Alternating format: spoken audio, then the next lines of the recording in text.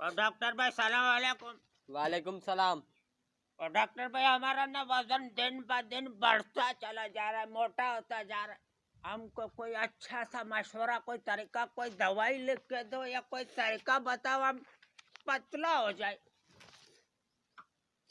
ठीक है, तुमको रोजाना 2 किलोमीटर पैदल चलना होगा। बस बस। ठीक है, बहुत शुक्रिया तुम्हारा। ठीक है। 1 साल के बाद। हेलो, हाँ कौन?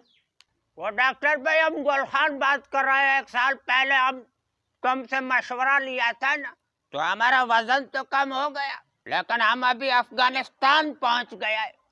तो हमको ये पूछना था, हम अभी इधर रुके कि आगे रूस निकल जाए।